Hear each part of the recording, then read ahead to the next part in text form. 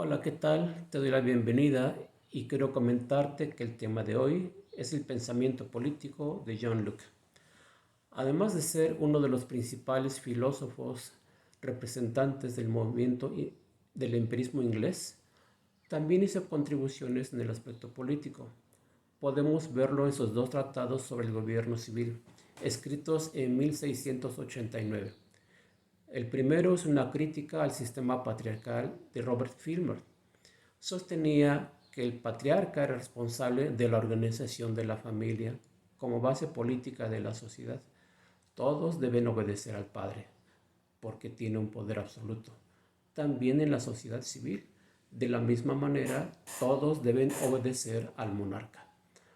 Sostuvo Filmer que además el monarca reinaba por derecho divino. Dios mismo le otorgaba la autoridad para gobernar.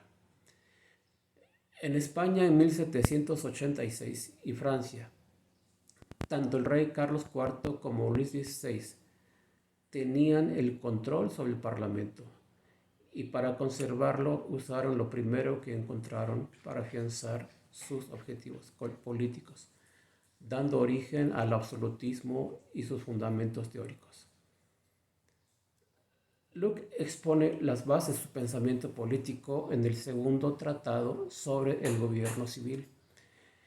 El estado de naturaleza es anterior a la sociedad en la cual los hombres vivían, por naturaleza, en perfecta libertad e igualdad. Solo rige la ley dada por Dios.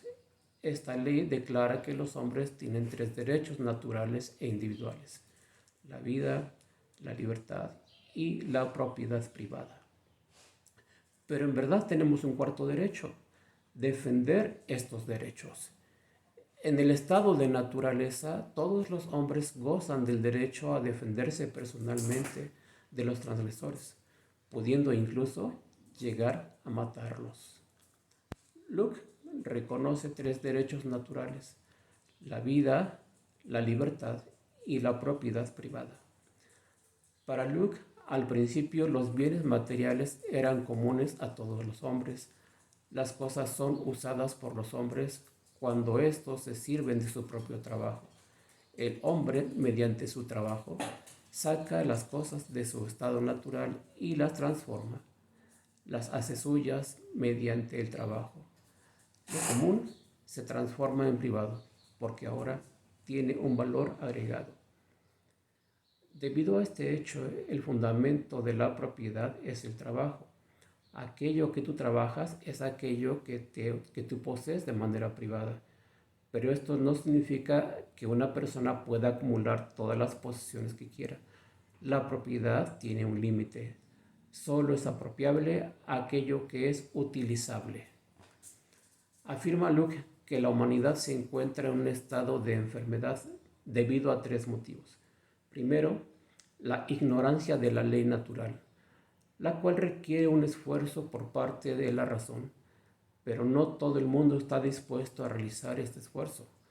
La ley que se desconoce es la ley que no se puede cumplir.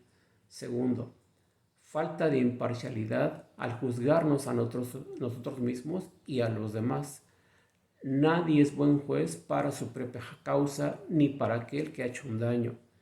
El amor propio me mueve a ser suave conmigo mismo. La venganza me mueve a ser duro y excesivo con los demás.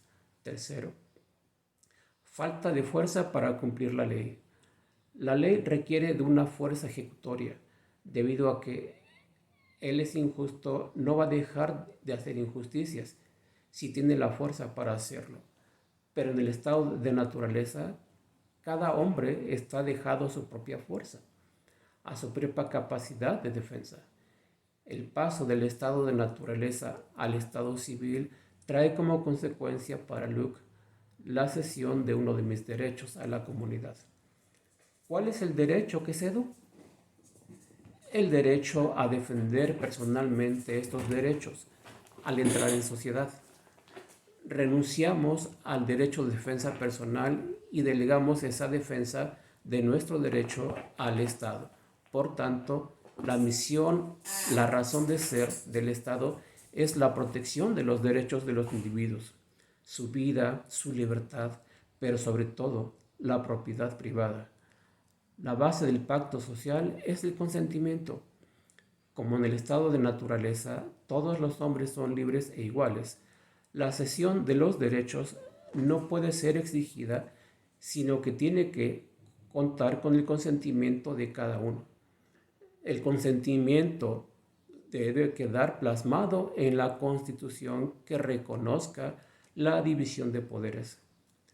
El poder para Locke se divide en tres instancias: poder legislativo, representado por el Parlamento o la Asamblea, encargado de promulgar leyes siempre en conformidad con la ley natural. El poder ejecutivo queda en manos del gobernante, quien se encarga de hacer cumplir la ley. El tercer poder le llama federativo. Digamos que es la regulación de las relaciones internacionales.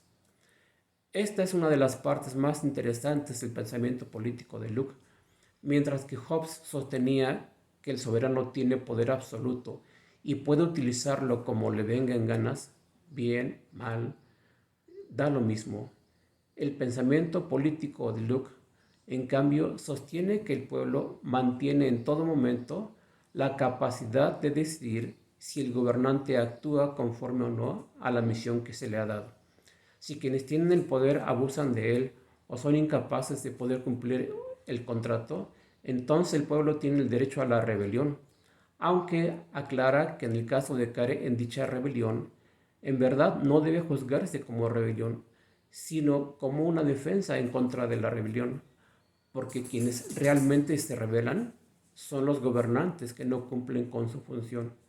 Ellos son los verdaderos rebeldes, los que han secuestrado el poder para cumplir sus propósitos, y entonces el pueblo puede derrocarlos, como quien echa a un ladrón de su casa, porque si hemos salido del estado de naturaleza para entrar en el estado civil, es para poder vivir mejor, no peor. Estas reflexiones dadas en torno al derecho y a la rebelión establecieron las bases para las revoluciones modernas, iniciando con la revolución de las 13 colonias de Estados Unidos y continuando con la Revolución Francesa. Agradezco mucho tu atención para este video y yo te comento que nos veremos pronto en un siguiente. Hasta pronto, que tengas un excelente día.